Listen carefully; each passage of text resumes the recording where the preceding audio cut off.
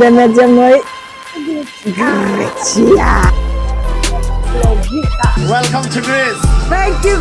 Imaginea asta și fără laptop, desertul. Hai să minunați.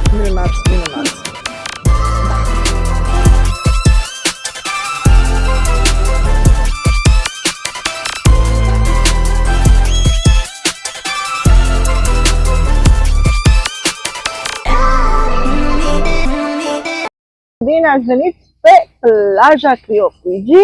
Astăzi am hotărât să facem altă plajă dragă nouă pe care am văzut-o și anul trecut și am să vă luăm cu noi să vă arătăm. Plaja Criopigi este la 30 de km de Titonia. Este un loc cu zone umbrite, tot așa se cade și lipin. Mai merge și la alte plaje și ne vom pune împreună. Vă luăm cu noi. Haideți cu noi!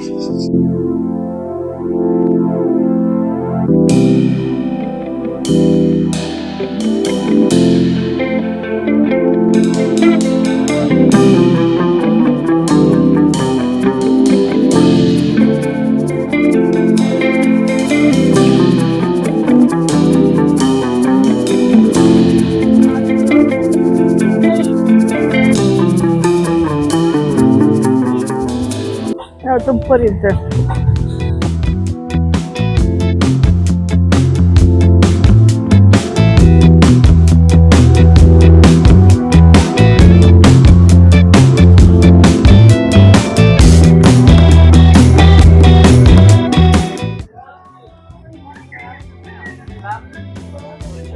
Mai relaxată.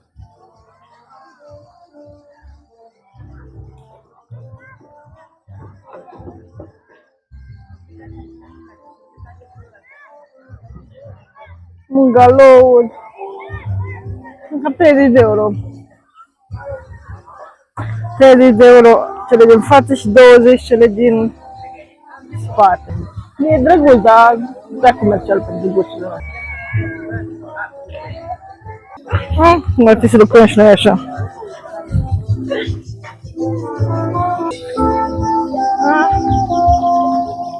Ne atinge bine. Loc de joacă, umbră frumos.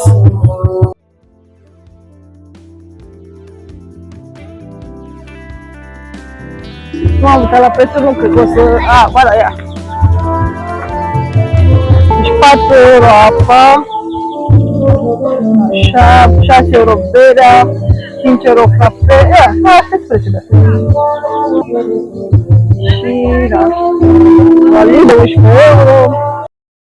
Criopigi este o stațiune situată pe peninsula Cassandra, în Halkidiki. Este cunoscută pentru plajele sale frumoase și atmosfera relaxantă. Am vizitat câteva beach bar-uri.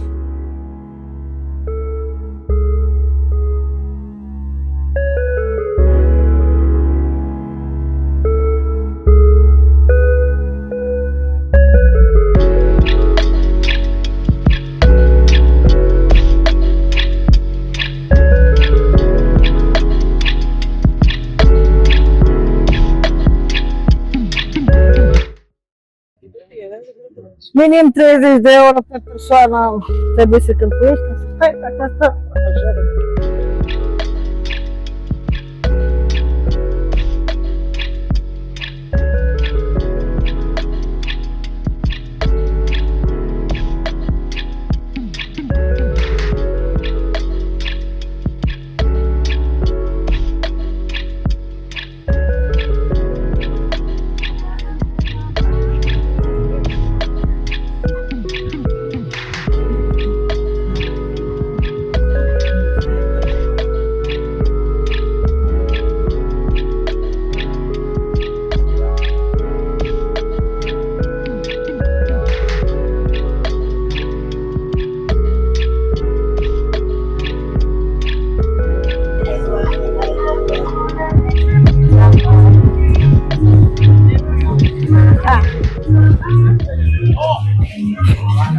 You have that on video?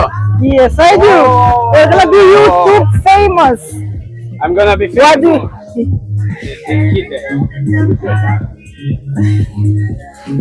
I have a question for you. I'm sorry. How do you live here?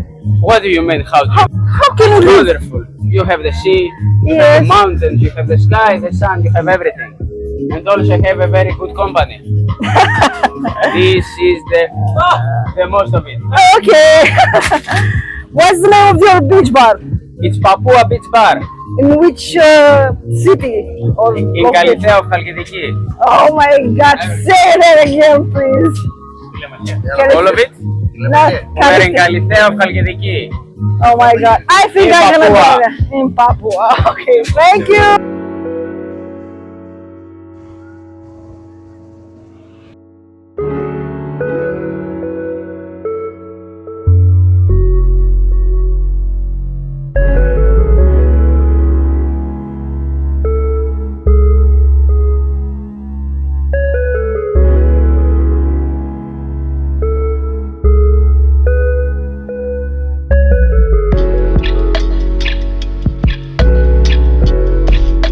E o zonă mișto pentru că ai umbră foarte rapid.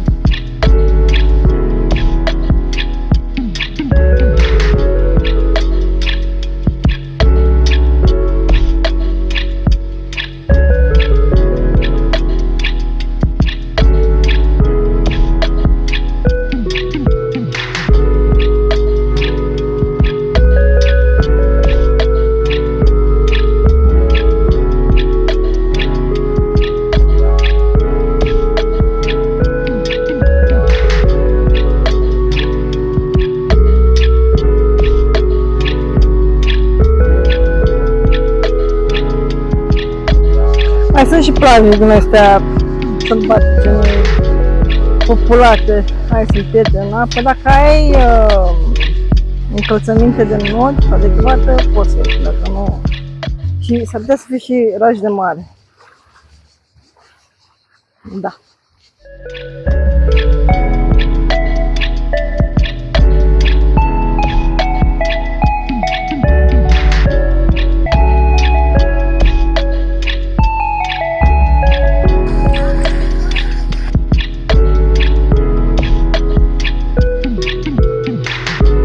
Faith, family and friends. Poseidon Spirit. Da, asta înseamnă Grecia. Fotografia alb-negru de pe perete este al cuplului fondator împreună cu copiii lor. E un hotel de 3 stele, nouă ne-a plăcut foarte mult, am mâncat și o pizza, a fost o plăcere să revizităm plaja Criopii. Imaginea asta și fără laptop, fără sap, fără nimic.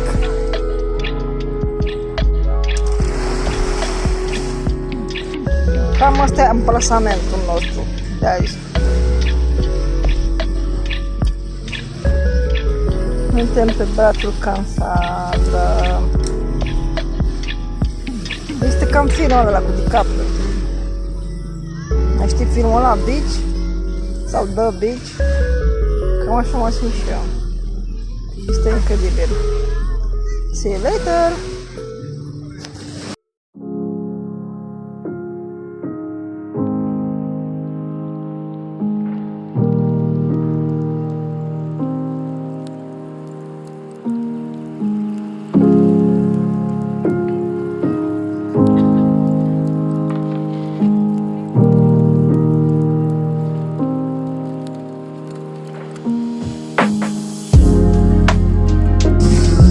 Oh, this is it! Welcome to Greece! Thank you guys! Bye! See you later! Cam asta e treaba. Asta este plaja noastră. Asta se întâmplă în Grecia. Nea Florghita. Hello! I'm filming for vlog, my vlog. Here you go. Oh. And this is the owner. Say hello. Hello. Oh, those are nice sausages.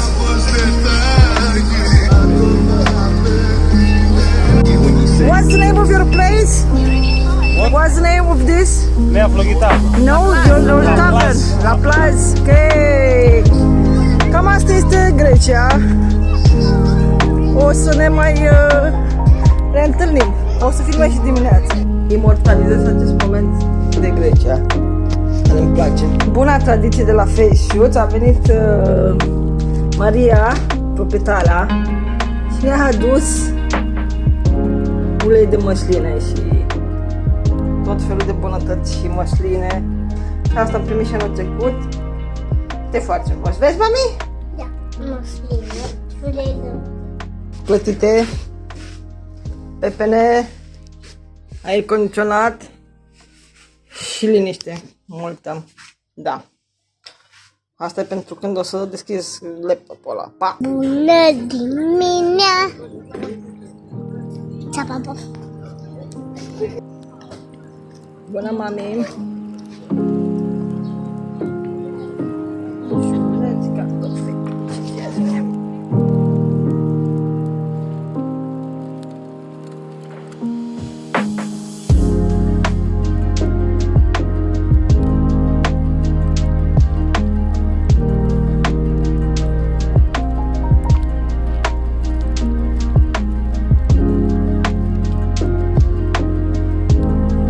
Am venit la taverna noastră preferată și am ales souvlaki de porc. Rămâneți cu noi să vedeți cum arată mâncarea la taverna noastră preferată din Neafrodită Ghercecea. Iată pe fericit!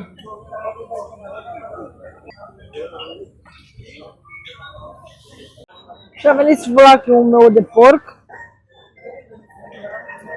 E altfel de souvlaki, nu știu dacă cum se numește. Am mănâncă pasta. Fericire! Pe fraților, grecii ăștia știu cum să trăiască. Dovada faptului că grecii trăiesc foarte bine, nu mai pot, gata. Pentru că n-am mai avut răbdare. Thank you so much, sir. God bless you. Thank you so much. You're amazing. We're thinking about it. Thank you. Bye. Cam asta înseamnă Grecia, fraților. Așa. După foarte multe zile de plajă și soare și stat și nefăcut nimic și mâncat bine, încercăm să mergem să vedem și pe Salonic, plaja din Salonic sau Salonic orașul. Așa, am făcut snorkeling, am notat cu ajutorul măștii de snorkeling, nu prea știu să merg așa bine, dar am fost departe, frate, la vreo 50 de metri, fost prima dată în viața mea, foarte fericită, ce să zic, să veniți și voi, să vă bucurați și voi împreună cu familia voastră. Vă pup!